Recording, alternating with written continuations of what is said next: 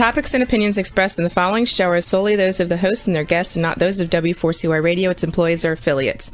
We make no recommendations or endorsements for radio show programs, services, or products mentioned on air or on our web. No liability, explicit or implied, shall be extended to W4CY Radio or its employees or affiliates. Any questions or comments should be directed to those show hosts. Thank you for choosing W4CY Radio. Inarticulate speech, inarticulate speech of the heart. Inarticulate speech, inarticulate speech of the heart. Inarticulate speech, inarticulate speech of the heart.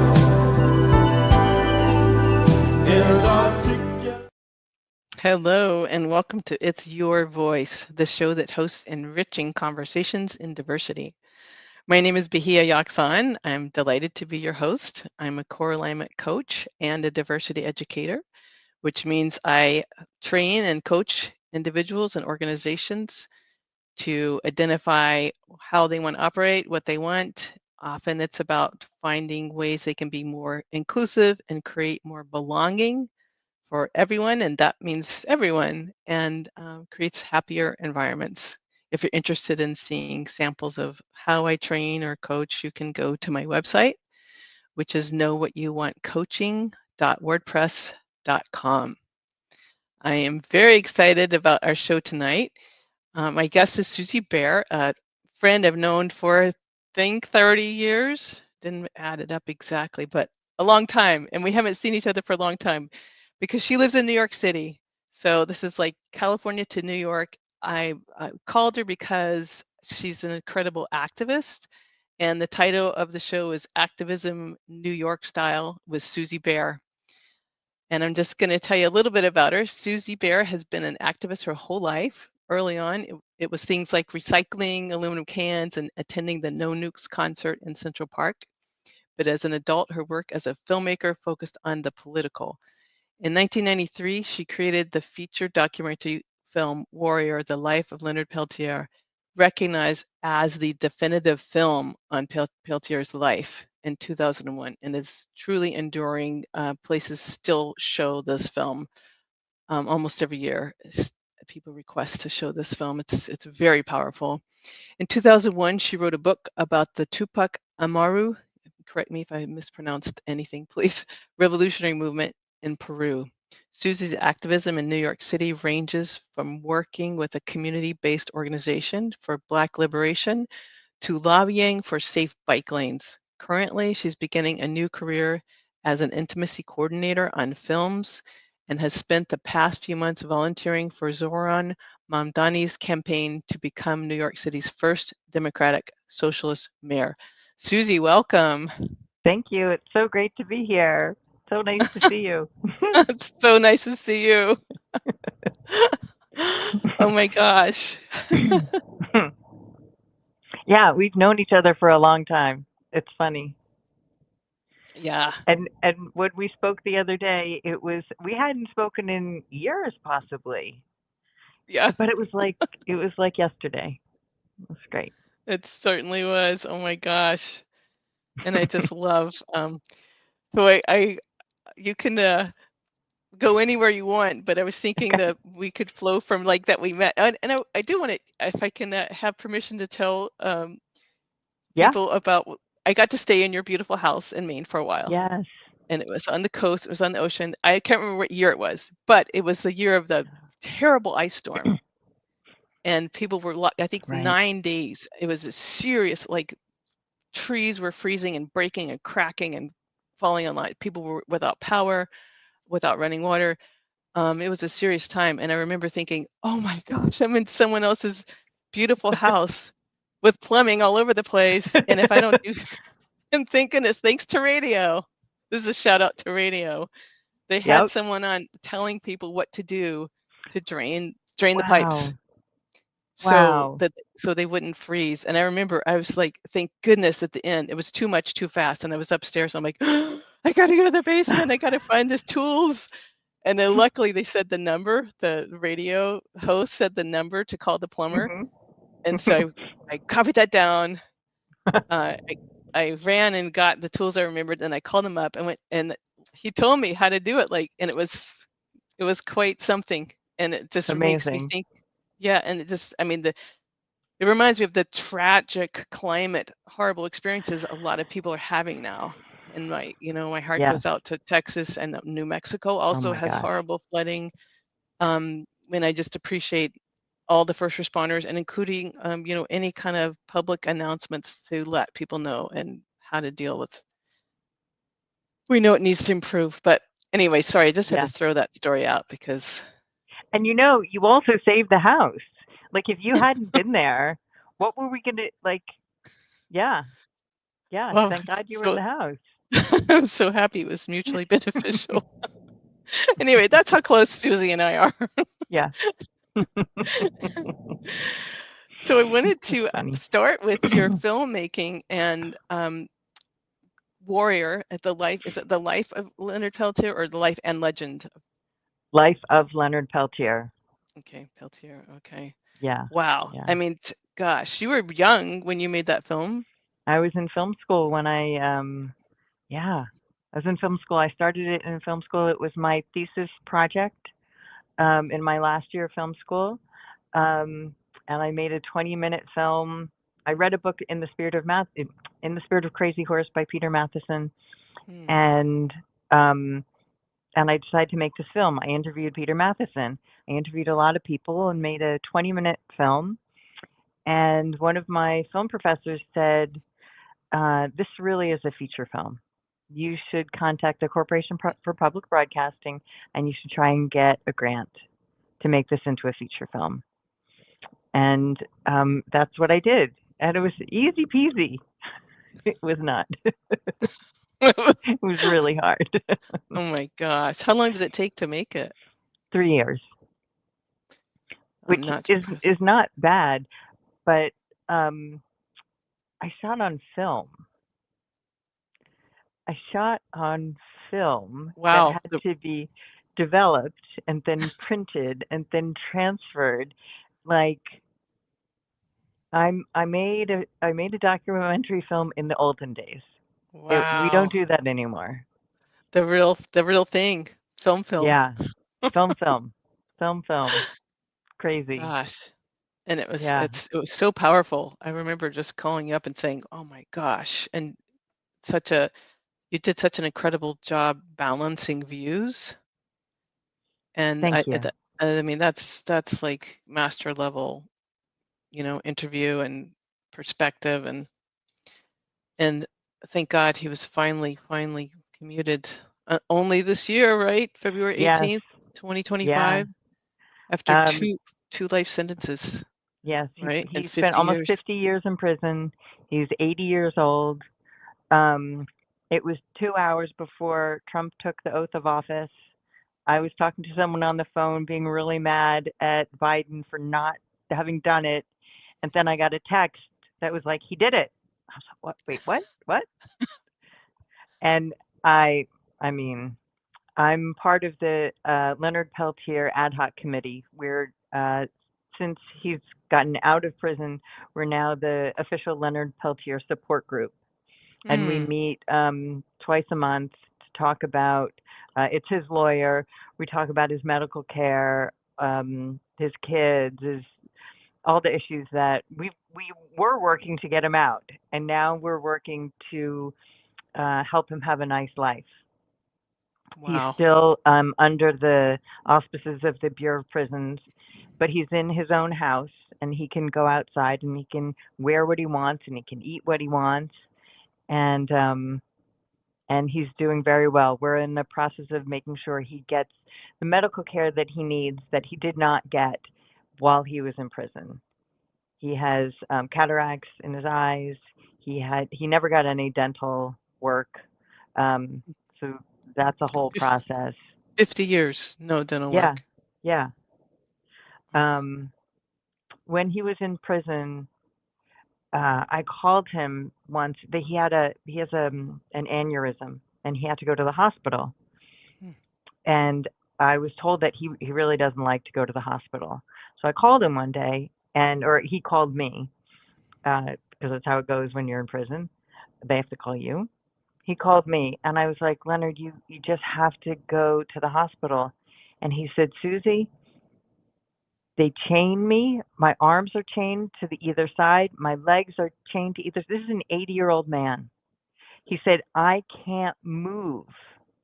I would rather be in pain in my cell than in a hospital chained on all fours. And so even when he did get medical care, it was not great. It was a bad circumstance. Now he's able to go to a doctor, or a regular doctor, and the Indian. He's from the Turtle Mountain Reservation in North Dakota, and that's where he is right now. And people should write him letters. I can give you information if you want, if you can post it somewhere. Sure, yes. But, Rebel can post it if you want to type it into the chat box on the bottom right. I will find. I don't have it right now. Okay, I can post it with the podcast later. Okay. Awesome. Wow, I heard his health was declining, and thank goodness. Yeah. And thanks for being on the support team. And I'm so happy he's in his home community in Turtle Mountain. Yeah. And getting the care he needs. Yeah, it's expensive, which blows my mind. And he's on Medicaid or Medicare or whatever, which is now in jeopardy. But we're actually looking for some benefactors to come forward and help pay for his medical care. He's an elder in the community. He's like Nelson Mandela, and is honored and shouldn't have to deal with this.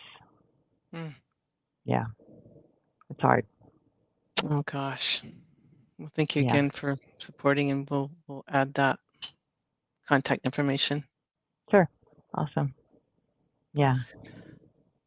Wow. So you finished film school. You got the grant. You connected with producers, a production company. You made the film. It's showed every single year. It was my production company. Sorry to interrupt. It was my production. I did everything. Even better. I had an executive producer, but that was anyway. Yeah, it was. Yeah, and from there, I was like, oh, I'll just make another film, and it wasn't so easy. It was really hard to find a subject that I was really interested in. It was hard to find funding. I finally, I worked on other people's films, other people's projects. Maggie Hadley West directed a film called War Zone, about verbal violence on the streets of America, and I produced that. I worked with Sasha Wolf on a narrative film. And then I decided I would make, my new subject would be about Lori Berenson. It's a very long story. I won't tell the whole story. But Lori was a young woman who went to Peru to be a freedom fighter, sort of, a peace activist, and was arrested very quickly. She had been in El Salvador. She went to MIT. She left MIT to go to El Salvador to work with the FMLN, then went to Peru to work there, and was arrested and given a life sentence for being a traitor. Wow. She was given a military trial. I worked on this film for 20 years, and and got several grants, worked on it a lot, but it never, in the end, she decided she did not want to be part of the film. So initially she had said yes, but at the end she decided not to. But I learned so much about the group that she had joined, the Tupac Amaru Revolutionary Movement, the MRTA, that I was asked to write a small book about the group. And it's a very interesting group. It's a long story, but Shining Path and the MRTA were the two groups Shining Path was much bigger and more So violent. a And whole. Mortier was started peacefully, but got a little violent. Hmm. The Shining Path was pretty violent the whole time. And the Peruvian government was always very violent, the military. Anyway. God, there's so much to know. Yes. And you So know much. what? Someday I may make that film Hmm. because I know a lot about it. So you Yeah. could still complete the film even though she doesn't want to be a part of it herself. You would It still would have have to to be a reshoot. different film. Okay. I have thought about it, and it would be a film about me. It wouldn't be a film about her, about my journey. And through that, we learn about her. But I worked for 5 years on the film before I met her. I had I only see. been dealing with her parents, who she grew up in the apartment complex where I live right now, which is a coincidence. And there are a lot of crazy coincidences like that. Yeah. Wow. Which I is remember. why I don't think it's going away. Yeah, I think it'll come back. Wow. Yeah. Fascinating. Wow. Well, speaking of you and your journey, where did you go next? Where did I go next? Well, you know what? I had 2 kids, and I needed a job. I needed a job, and my only skills were as a filmmaker. So I, I actually found the greatest job in the world. It's a 9-to-5 job where I make films, and that's at the Fashion Institute of Technology. I've been there for more than 15 years, and I make small films for the school. It's using my only marketable skills. I'm glad you enjoy it. I do. Thank you. Yes. You're welcome. Well, it'd be fun to check out some of those films for the school. I'll tell you, I do a lot of work with the museum at FIT, which is an incredible museum. If you ever come to New York, anyone comes to New York, it's free, and it's an amazing museum. And I do a lot of work with the museum. A lot of the exhibitions have a video that goes with it, and we do interview people, and it's fun. Yeah. That's awesome. Yes. And then in the meantime, I am in the process of switching careers, and I'm studying to be an intimacy coordinator. Is that what you were going to ask about? No, not yet. I Yeah, really want okay, all right. We'll everybody to go hear back. about that because I had no idea what an intimacy coordinator was until you told me the other day. And I love it. Stay tuned, everybody. You got to hear that. But before we move away, I mean, Okay. one thing you taught me is that it's a form of activism, which I was like, what? Explain that to me. But before you explain it to the listeners and viewers, I'm just wondering if we could hear about working on the campaign trail that Yes.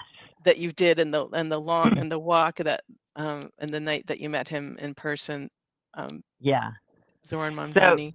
Zohran Mamdani, he's my man. He's just he is the light in these dark times. I could cry. He's just so good. I'll tell you the beginning of the story. A couple months ago, I think it was March, I got an email to fill out a survey for the city. And I like to fill out the surveys for the city. I love New York City so much. And I want it to be so much better than it is. And it's amazing. But anyway, so I'm filling out the survey, and the mayoral election's coming up, and it says, so who are you going to vote for? And I say Brad Lander. He was the leading Democrat in the race. And they're like, anyone else on the list? I'm like, no, I'm not interested in anyone else. And it would say, what if the person said this? And it was something positive, had free buses. I say, great, but that's not going to happen, and that person can't get elected. This survey went through pages and pages, and by the end, it was like we understand that you don't think this person could get elected. We understand that you don't know who this person is. But hypothetically, if someone said these things, would you vote for that person? And I was like, yes, of course I will. Because that would be a great person. But obviously there is no person like that, because that would be amazing. And and that person was Zohran. And I asked a friend of mine who works in city politics, have you heard of this guy? And she's like, yeah, he's really good. And that was the first time I had ever heard of him. And I still, like, when I finished the survey, I was like, well, yeah, I know he sounds great, but he can't get elected. But then my friend said he is great and maybe he could. And that's when I started doing research about him. And he exploded on Instagram, and they kept saying he's so cute and he says great things. And then he's like, we need volunteers. At one point, one of his things was, stop, you can't send me any money. No more donations. Don't send money. We've raised all the money we were allowed to raise, $8 million from 20,000 people. Like, but we do need you to volunteer. And I was like, okay, where do I sign up? And they made it real easy. And I just started knocking on doors. And I'm not kidding. I knocked on more than 1,000 doors. Wow. And I talked to hundreds of people. And it's really nice to talk to someone when you care about the person you're talking to them about. There are plenty of people who said, I have no idea who that guy is. I said, great, let me tell you about him. These are the things he wants, and this is what he can do. And yeah, I got a couple people who said that they were going to vote for Cuomo, Andrew Cuomo. You have a national audience. Do you know who Andrew Cuomo is? Absolutely, we do. He's a terrible person. He's a former governor of New York, sex abuse charges, spent millions of New York State taxpayer dollars for his defense in these charges that these women filed. He's just awful. So I would knock on a door and say, I'm a Zohran volunteer. Are you a Democrat? Are you going to vote in the primary? Because that's what was coming up. New York is such a Democratic town that generally whoever wins the Democratic primary wins in the general. That's normally how it goes. So the primary is really important. And I have ranked choice voting. And a couple of people said, nope, I'm a Democrat. I'm going to vote for Cuomo. Oh, really? Tell me why. Well, he's a strong man. And Trump's a strong man. And we need a strong man against a strong man. Oh, okay. But did you know that the people who donate money to Donald Trump are also donating money to Andrew Cuomo? Did you know that Donald Trump has charges that he can file against Andrew Cuomo? But won't, and then have him in his pocket. And then I would talk about what Zohran wants: free fast buses in all 5 boroughs, freeze the rent, which he's able to do, freeze the rent, spacing. He wants to, there's so many things. But I'm spacing out. Healthcare, food stamps. There's not that much that he can do. Supermarkets, city-run supermarkets in every borough. That's right. Where we could have a union workforce and low prices. The prices of groceries in New York City is astronomical. It's crazy. One of the things he's going to do is give up mayoral control of the schools. When Bloomberg was in office, the school boards were corrupt. He consolidated and said the mayor's going to have control. and the mayor will choose a chancellor for the school system.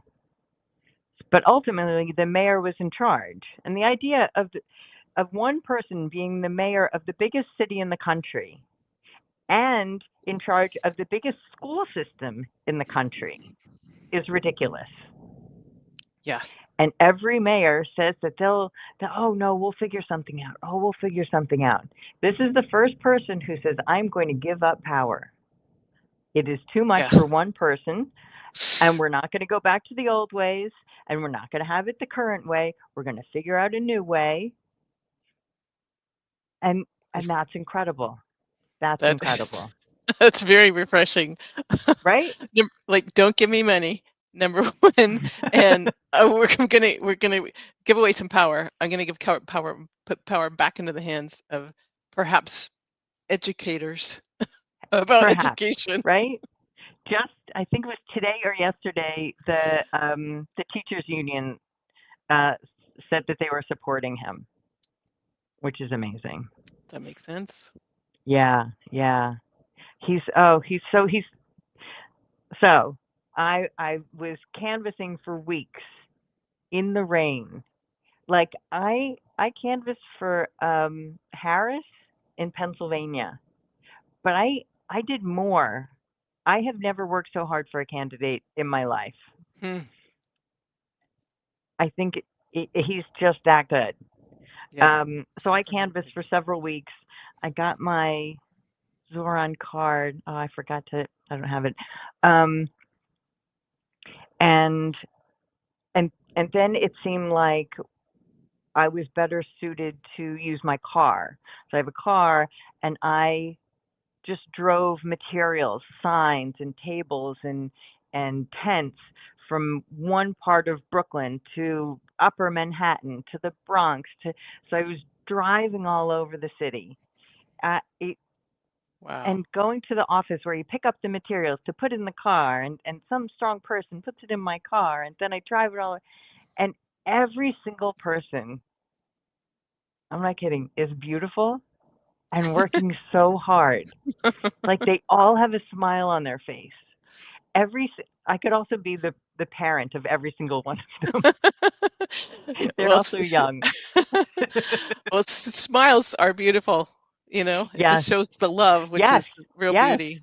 Yeah. Yeah. Oh, and everyone was different. Oh, it was incredible. It was incredible. I did a lot of jobs in that office and the driving around. And then, right, this is the story. And then it was a Sunday, and I think it was Sunday. Yeah. I had gone to a mosque in the Bronx. I'd never been to a mosque before, I'm ashamed to say, but now I have. And it was to hand out flyers that we had in Urdu and Hindi and Spanish. We actually needed it. There were a lot of people from Kazakhstan. I don't know. It was a diverse group of people who were going to the mosque. I didn't know. Sorry, it was Friday because it was Friday prayers. Yes, it would be Friday. Yes. Yes. Friday midday, and the people were very nice. Handed out flyers. Everyone was great. There was another volunteer with me. His name was Herschel, and he was very white. And we were just both handing out flyers. Everyone was nice to us. We talked to people, made sure they knew where their voting station was. A lot of them were not citizens, so they couldn't vote. But it was really nice. And I got to go to Arthur Avenue in the Bronx, where there's lots of Italian food. And anyway. And I also put up posters in the Bronx, and they loved to see the Zohran posters. That was great. Anyway, I had a whole full day on Friday. I came home, lie down on my bed. I'm like, that was good work. I did good work. That's great. And then I get a text. Did you see Zohran is walking from the top of Manhattan to the bottom of Manhattan. Oh my God. Now, how far is that for us non-New Yorkers? How long a walk is that? I'm going to say, 7 to 10 miles. Whoa. Okay. Okay. 7 miles, 6 miles. I could Google it. That's okay. Sorry to Well, I'll detract tell from you, your he story. started at 7 in the morning. No, he started at 7 at night, and he got there at 2 in the morning. It was 7 hours of walking. Okay. 7. So I live, if you look at Manhattan, I'm kind of in the lower middle area. I live on Okay. 23rd Street. Okay. So I was like, oh, and my friend who lives uptown told me about it. I was like, oh my God, he's walking all the way down. Well, that's going to take a long time. I don't have to run anywhere right now. Let's figure out where's he going to go? How's he going to walk? I'm trying to figure it out. I'm looking on Instagram. I'm looking on Twitter. I'm looking like and then I'm in some group chats with volunteers. And I'm like, has anyone seen him? Do you know where he is? And I decide it's going to be 5 hours. It's going to be 4 hours from now. I don't have to like find him this minute. So I rested a little, went out with my kid and walked around the city a little bit, and then came home and I was like, you know what? I'm going to find him. I'm going to find him. And I did the math, and what I figured out was he should get to 23rd Street by midnight. So I 23rd, if he walks down Broadway, which would make sense, and got to 23rd Street, that there is a park there. It's called Madison Square Park. The Flatiron Building is there. And I was like, you know what? I'm going to walk to the park at 11 o'clock. I'm going to drink a beer. I'm not going to get crazy. I'm just going to hang out. It's a beautiful night. It's not too hot. And if he gets here by midnight, I will walk with him. If he doesn't, that means he went a different way, and I'm not going to run around the city trying to find him. But I will sit for, let's say, an hour. So I'm sitting there drinking my beer. There are people on dates. I love New York. There's always something going on. Oh, look at them. Oh, look at them. Oh, that's sweet. There was one couple. Oh, they were so sweet. There were like tables and chairs, and they brought a picnic. It was just this. Anyway, it was lovely. And there was a first date that was going on also. Anyway, but I was just sitting there, and I digress. And then it's midnight, and I'm checking, and someone says, yeah, he's on Broadway at 42nd. He's coming down. Oh, is he? But is he going to come down on 6th? We don't know. I think, okay, it's midnight. He's not there. Okay. I'm going to walk up Broadway because I think he's coming down Broadway. I'm going to walk up Broadway, and if I see him, great. If I don't, I'm going home. So I start walking, and I actually see a group of people, and I say, oh, they're going to a club. There's a club over there. Nope, that's not him. I walk almost another block, and I see Zohran walking with his white shirt and his tie, and I see a group of people behind him, and I was like, oh my God, that's him. There he is. There he is. Like, honestly, it was like, this is the man that I have been working so hard for, happily. Like every minute of work has been joyful, because and so I walk towards him, and I get to him, and he's in the front. No one's between me and him. And I just said, I've been waiting for you. And he goes, I've been waiting for you. And we hug. Beautiful. And we hug. And I'm just like, I tears. I can't even believe it. I can't even believe it. Oh my God. Here he is in the flesh. I'm actually holding on to him. Oh my. Wow. And can I share a picture? Can I show a picture? Oh, absolutely. Do you see the How present? do I do it? I see present. click that. Yep, and it'll tell Okay. you what to do. An image file, and now choose it. It's okay.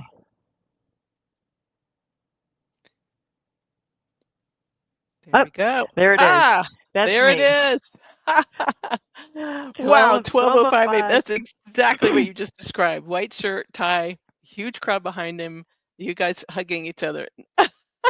Yep. Yep. Wow. And my face, I'm like, I can't even believe it. I cannot believe it. This is here's the man. Oh my God. Oh my God. Oh, sweet. Yeah.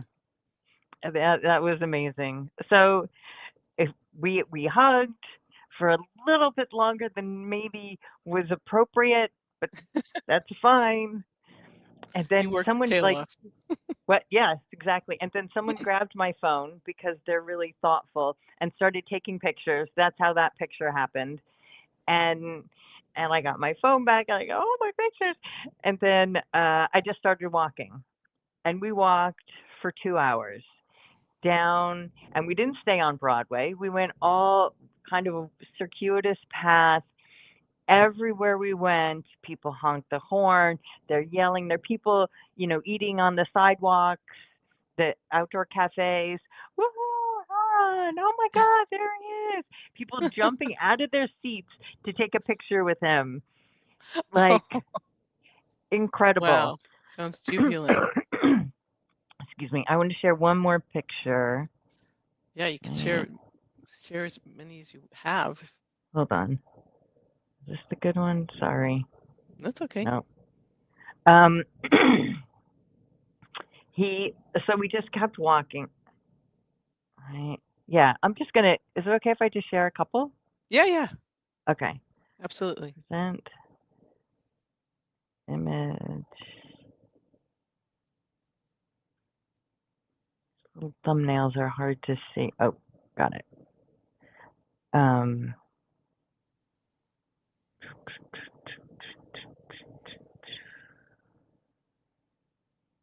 Sorry.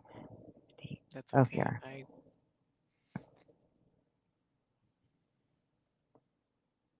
Let's try this one. Yep. Nice. Wow. That's like on Houston, just walking down, people, they just want to see him. They want to touch him. Wow. It's amazing.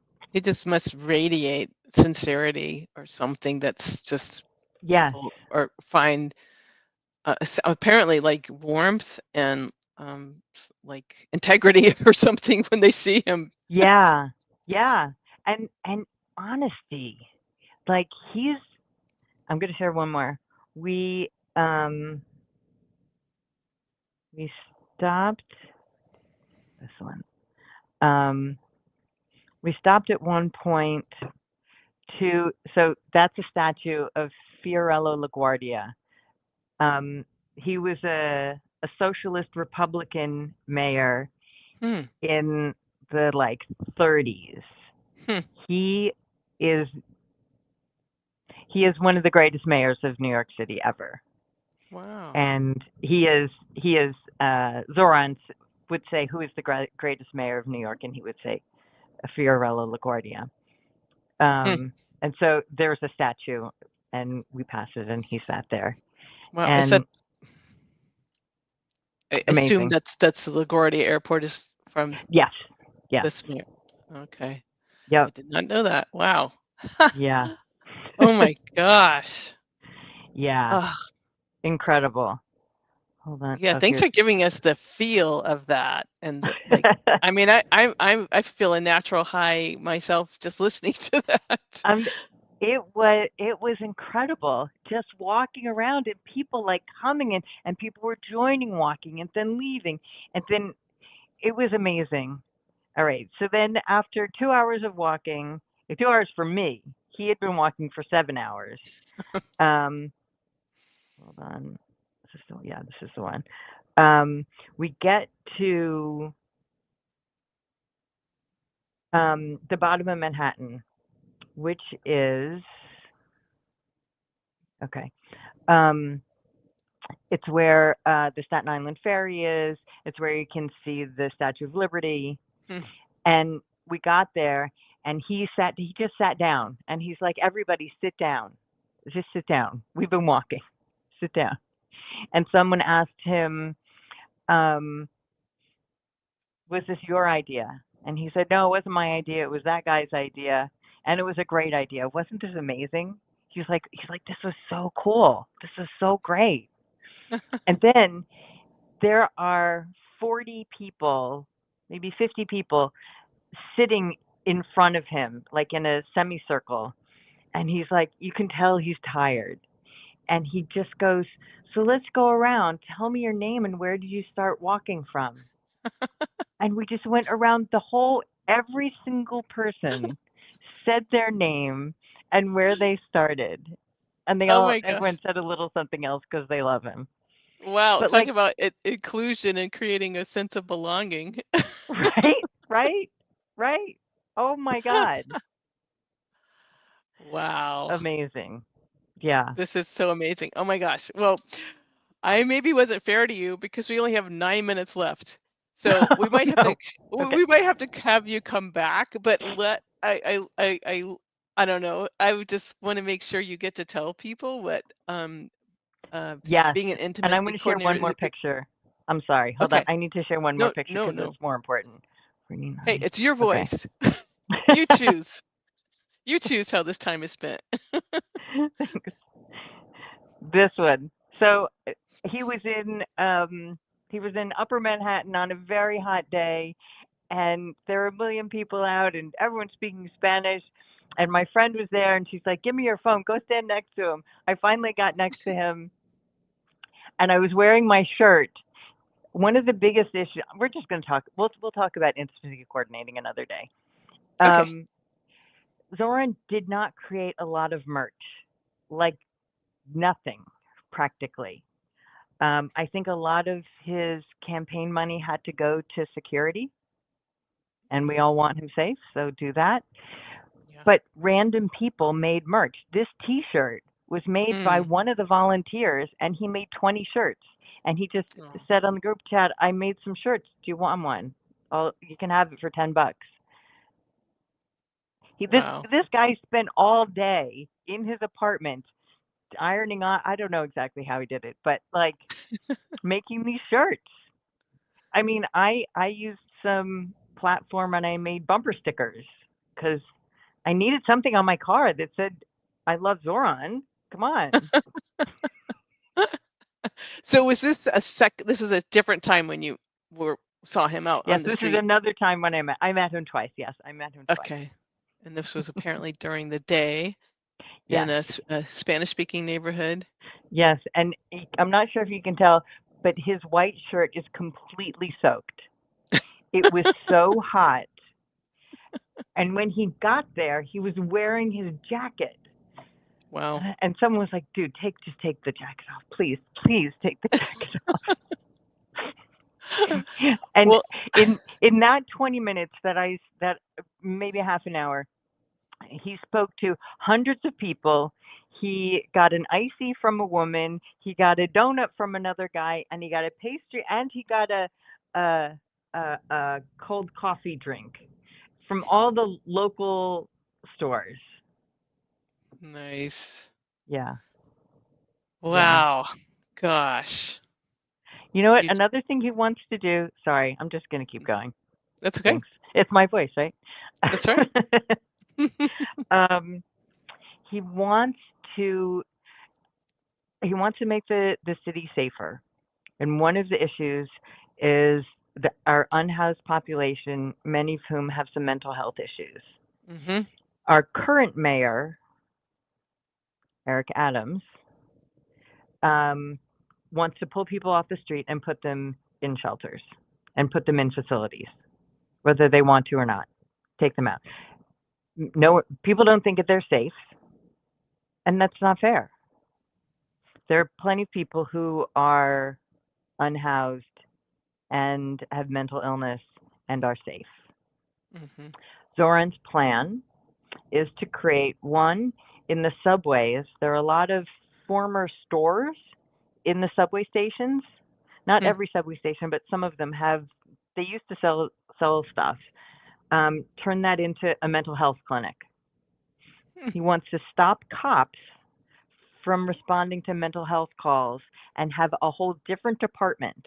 This is why some cops really support him. I There's a bet. lot of I cops bet. who support him I because bet. he says this is not what you were trained for. That's right.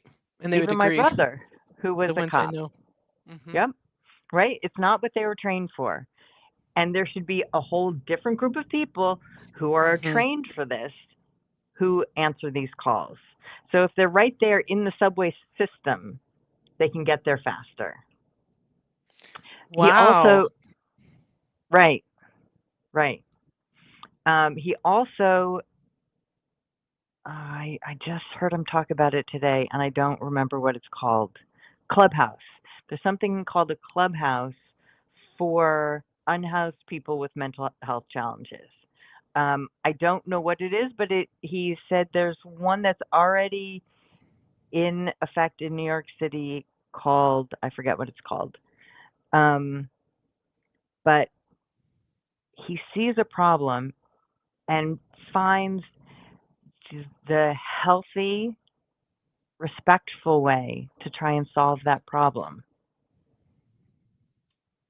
What an idea. Well, I heard someone, and I know this is not your field, and we do not have time to discuss it, but I just want to mention that I heard someone interviewing him saying, okay, how are you going to pay for all this? Which is always a good question, right? Hmm. People are Hmm. going to want to know. But I imagine, do you know where people can find the information? Is that like spelled out on the website, or how do people who are wondering like, oh, that sounds so great, but how's he going to Hmm. pay for it?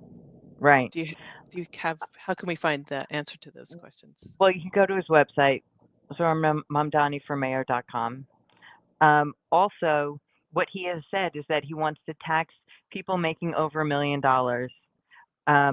2% more, and Mm-hmm. corporations have the tax rate be the same as New Jersey, Mm-hmm. Mm-hmm. I which heard is that. 4% higher. This has to be approved by the governor. But Right. what I know is that if he has the support of most of the city, he has now gotten more votes than any mayor in the history of New York City. That's telling you something. Yeah. Well, it's going to be interesting to see how the relationship between him and the governor evolves Yes. and Yes. answers some of these questions. Wow, I love your enthusiasm. I love learning about this man who's, already striking the consciousness of America. um, Right? I and know. you sure made New York City sound like friendly and close, like you've dispelled some myths that we might have been holding in our head. Oh, it's great. And can I tell you, people came. There was a volunteer from Alaska. There was a volunteer from Massachusetts. There were volunteers coming from all over the place. Wow. Well, we have Yeah. like 2 minutes left, but Yes. thank you for the Zohran Mamdani continued campaign. Even though you already got him in, into No, in the there's still a primaries. general election. In the primaries, yeah. Yes. Okay. It's Well, oh November. my November. Yeah, Okay. Gosh, this is so exciting. And I it is. will just ask you, what's your I mean, your enthusiasm is contagious, just like courage is contagious. I'm wondering, any kind of last minute message to listeners who are like excited and want to be activists and Uh, if you learn find more? if you find someone who really resonates with you, go help them. Oh my God, it brings me so much joy. I it it it we're in dark times, and I have been feeling joy Mm, because of this man, mm, because he's honest, because he's real. Um, and I know that there are Democratic Socialist candidates in places around this country, which means that they have a similar philosophy. I don't imagine anyone. I really think he is unique.